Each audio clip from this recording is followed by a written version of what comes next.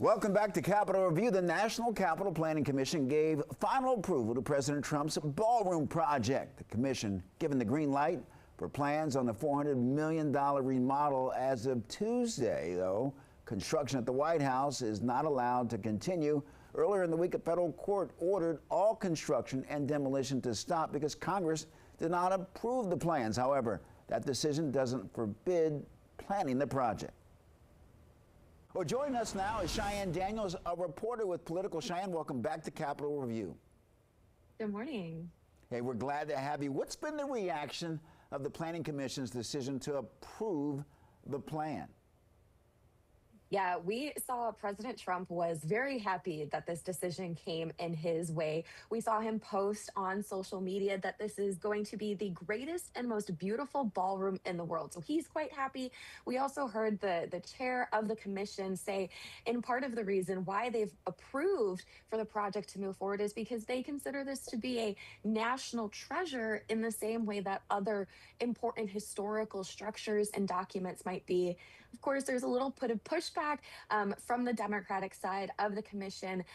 We heard the Democratic chair of the commission say that it just seems like it's a little bit too big. He wants to see if we can scale this project down a little bit and make it a little more easily able to come together. So a little bit of mixed reaction, but very happy from President Trump. Still a little bit of a messy situation, Cheyanne. A federal judge, as you're well aware, suspended construction, saying that it can't move forward without congressional approval. Is this ruling impacted at all by the commission's decision, or are they separate?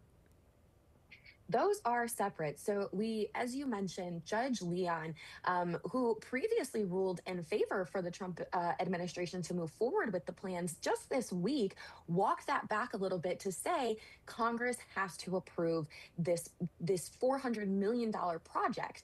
Now, the president has been a little reticent to bring this before Congress, understandably so for him, with Congress being so split, a lot happening in Congress right now.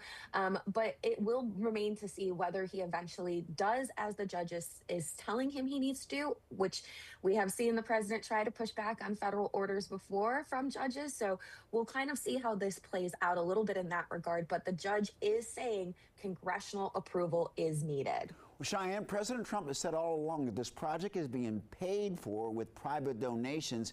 We know his popularity is down overall nationwide. Did the way he go about it maybe impact the reaction? Yeah, I think that was a really big concern in the beginning, especially for congressional members, and especially for Democratic congressional members, right? It was the question of, you have this huge project that you want to do, millions and millions of dollars. Who's paying for it, right? The question was, is this going to be something taxpayers have to do? And what's come out is that it's not, according to the Trump administration. It's companies like Amazon, like Apple, private individuals, billionaires. We've seen some money coming from his friend and Commerce Secretary Howard Lutnick, right? And so there is still a little bit of question of how much of that funding is entirely funded by these private donations. But if you ask the president, it is none of the money for the project is coming from taxpayers. Quickly, Cheyanne, I ask you to look into your crystal ball. The East Wing, as we knew it, is gone. Construction is already underway. Is this project going to more than likely move forward?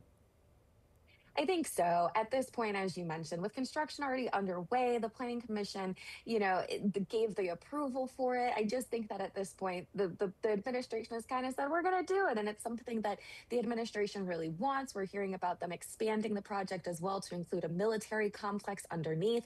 So I do see this kind of just moving forward. Cheyanne Daniels, thank you so very much for joining us. Thank you.